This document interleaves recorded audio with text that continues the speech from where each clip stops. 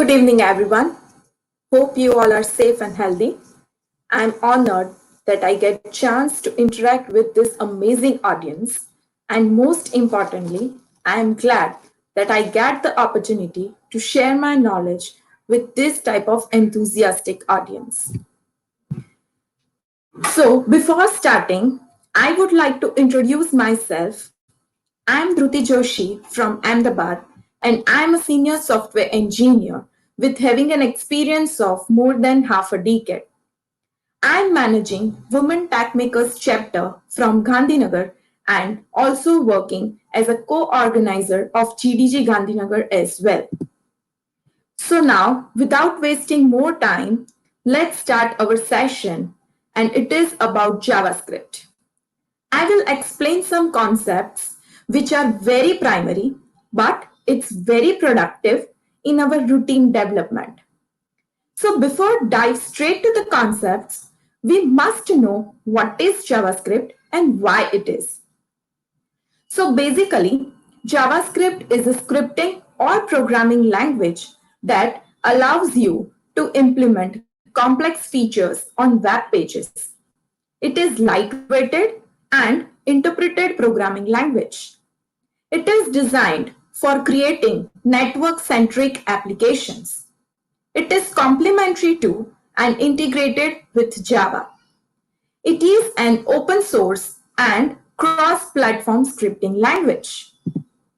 So, JavaScript is the world's most misunderstood programming language, and it is because of all of us feel like we all know JavaScript because we are taking it very lightly, and somewhere we have thoughts in our mind that JavaScript don't have that much concepts. But in real, it's more powerful than what we are thinking, and it's much more complex as well. So what does JavaScript do? So with JavaScript, we can validate user input before sending the page off to the server. This saves server traffic, which means less load on your server. We don't have to wait for a page reload to see if we have forgotten to enter something. We can even create interfaces that react when user hovers over the mouse or activates them via the keyboard. We can use JavaScript to include such items as drag and drop components and sliders to give a rich interface to our site visitors. So now let's move on to the first concept of this session, and it is JSON.stringify. First, what is the full form of JSON? Anyone have any idea? It's JavaScript Object Notation. It's an open standard file format and data interchange format that uses human readable text to store and transmit data objects consisting of attribute value pairs and array data types or any other serializable values. The JSON.stringify method converts a JavaScript object or value to a JSON string. We can use JSON.stringify in many ways, like we can stringify the JavaScript object, we can stringify arrays, we can also stringify dates, functions, and even undefined and null as well. So let's see one by one. First, we will see how we can stringify JavaScript object. So here you can see in the first code snippet that I have created one object and it has three properties with the values. And in console.log, I have used JSON.stringify with the parameter, and that is the obj in our case. And if we run this JS file, we will get the output exactly like snippet image 2. And you can see the value with the number data type remains same. Now, let's see how we can stringify array. So here you can see I have created one array in the first code snippet with the three values, and in console.log log, I have used JSON.stringify with the parameter of the array that we have created. And we will get the output that you will see in the second code snippet. Okay. Now, let's see how we can stringify the date objects. So here you can see that I have created one new object with the three properties, and one of that is the type of date. Okay. And in console.log, I have used JSON.stringify with the parameter which is our obj. And we will get the below output, as you can see in the code snippet 2, and see that date object is converted to the string object. Now, next is stringify JavaScript function. I have created one object with three properties, and one of them is defined with a function. Now, if we simply print this object with the JSON.stringify, and you will get the output, and you can see will not get that property which is defined with the function. So if we want to get all the properties in our output, we need to convert that property into string first. And after that, if we print that entire object using the JSON.stringify, then we'll get the proper output. Now, you may have question that what happened when some property has undefined or null value. So here is the answer. I have created one object with the properties, and one of them has undefined value, as you can see here. So if we print this object with JSON.stringify, then we'll not get that property in the output which has undefined. Okay? And in the below example, similarly, there is one more object with the properties, and one of them has the null value. And if we print this object with JSON.stringify, then we'll get all the properties of the object with the null values as well. So these are the different ways in which we can use JSON.stringify. Now let's move on to the second point, and it's about how we can create non-enumerable property. Objects can have properties that don't show up when iterated through the particular object using object.keys or using the for loop. Those type of properties are called non-enumerable properties. By default, all the properties of the JavaScript objects are enumerable. That means we can enumerate them in a for loop or read them using the object.values method. So if we want to override the default behavior of the object, then we should use object.defineProperty method. It takes three parameters.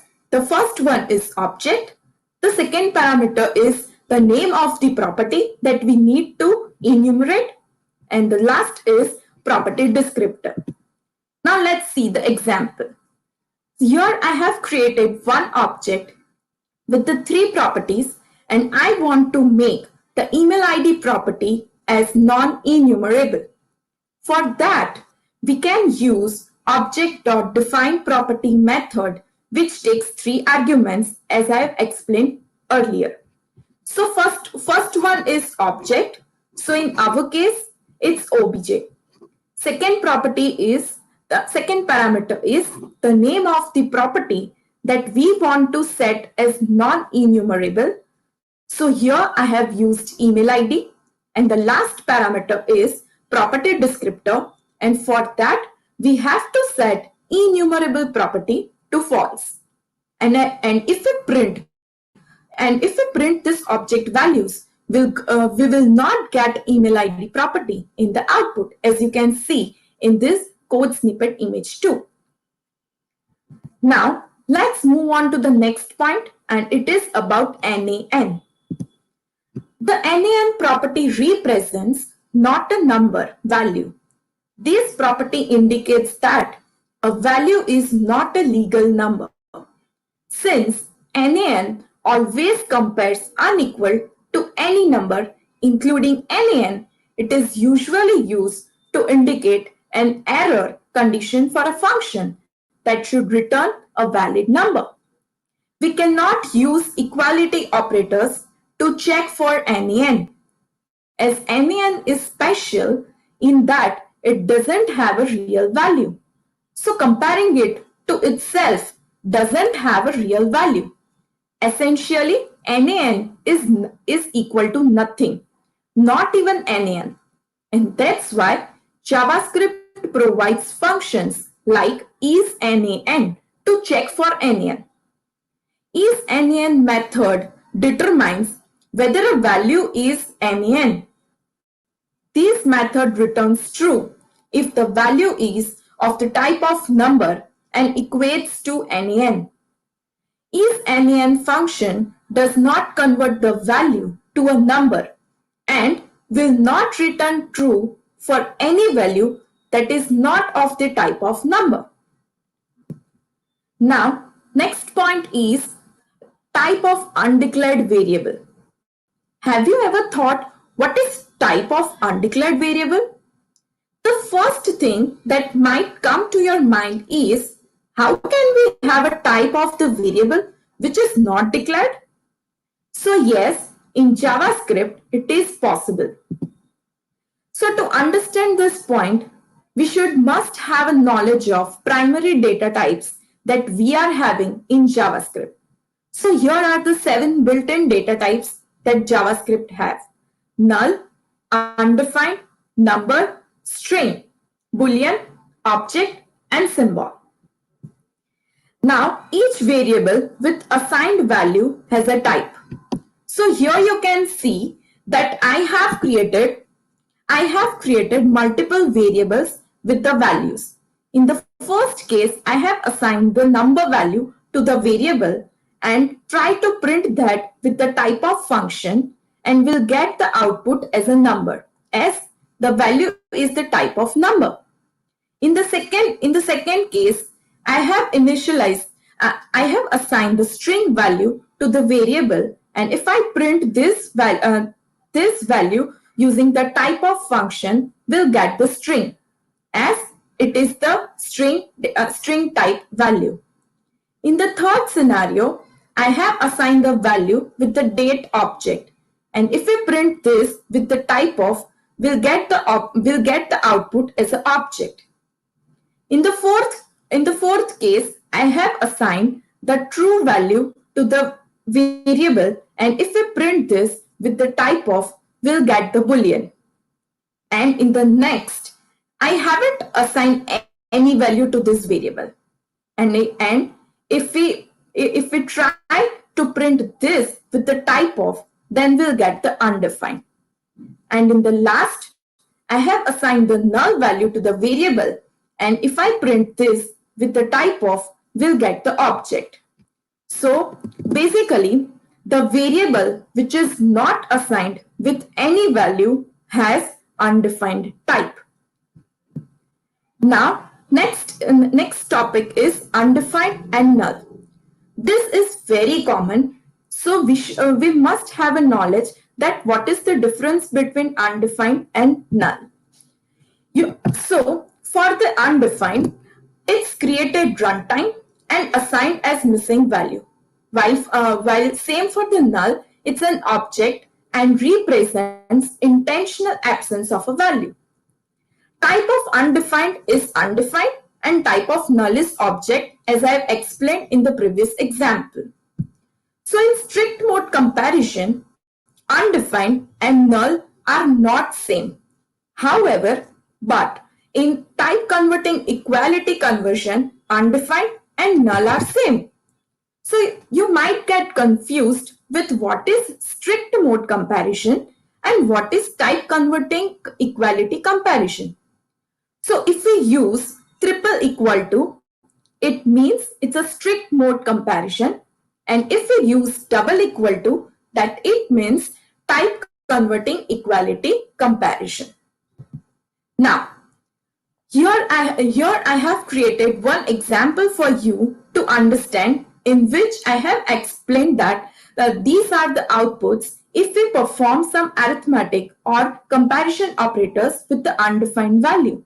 And we can see that if we perform any arithmetic operation with the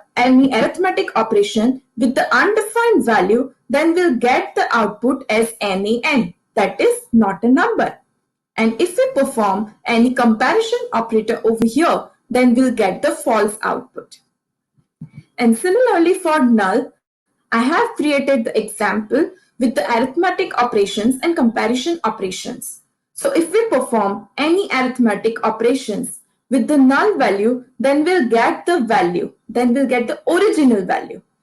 And if we perform the comparison operators, then we'll get the false. Now, the next point is object.methods. So here we have a list of methods that are available. Let's see one by one. So first is object.create method. This method is used to create a new object.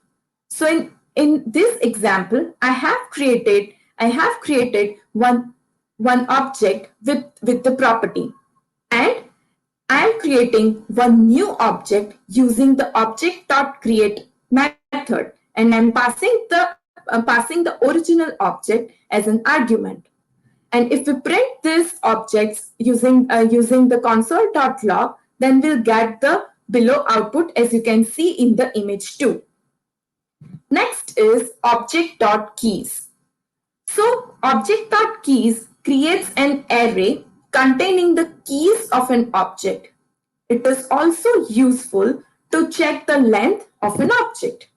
So here I have created one object with the 3 properties. So if we print the output with the object.keys and pass the object as an argument, then we'll get the name of the properties in the output. And if we print the output as an object.keys.length, then we'll get the length of then we get the count of the properties. Now next is object.values. It creates an array containing the values of an object.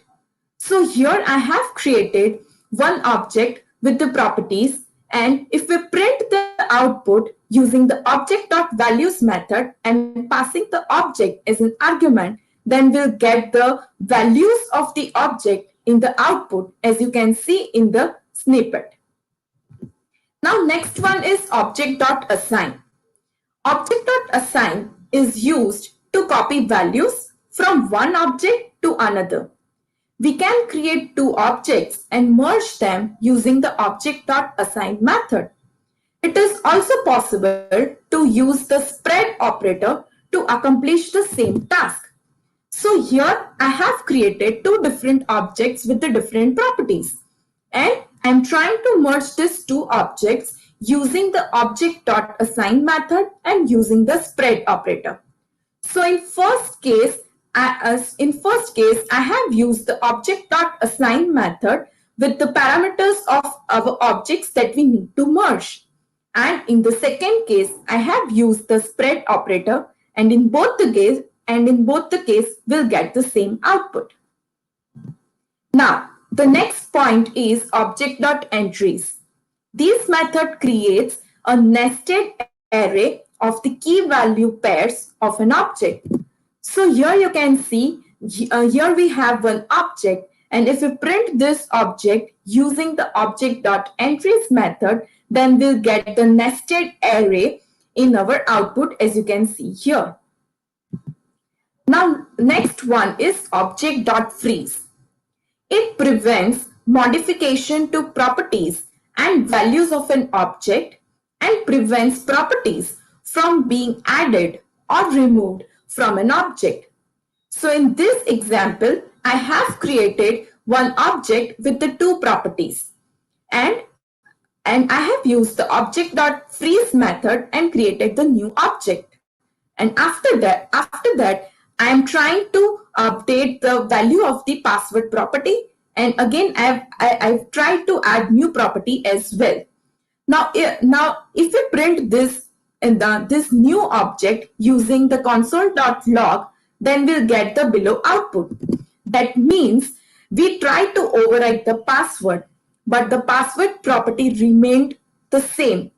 We also tried to add a new property that is active, but it is not added. Now next is object.seal.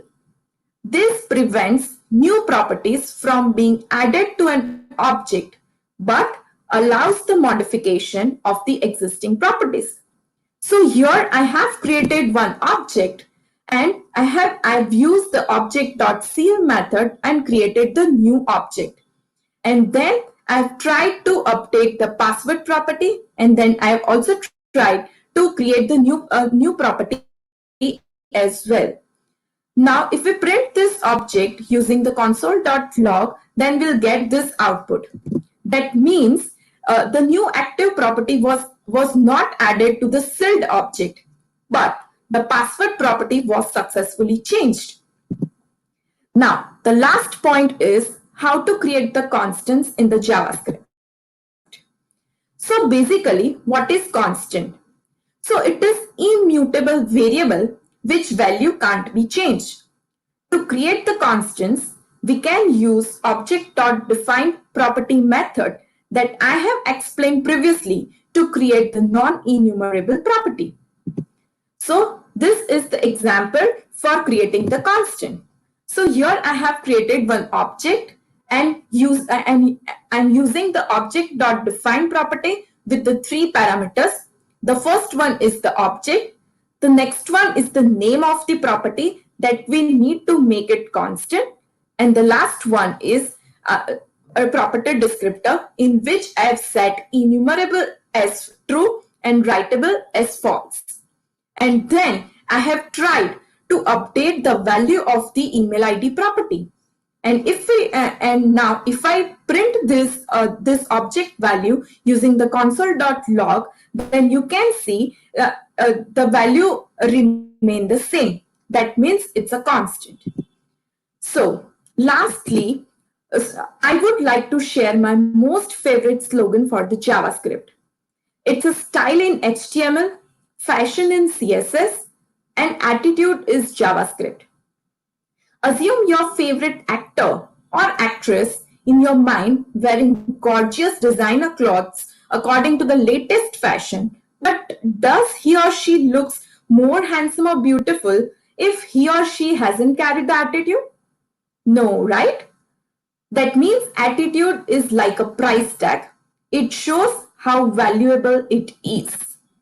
So, thank you for hearing me. I hope you find this session useful. If you have any questions, you can ask that in the comment box and I will try to give answers of them in Q&A session. You can also find me on Twitter as well. Thank you once again. Bye-bye.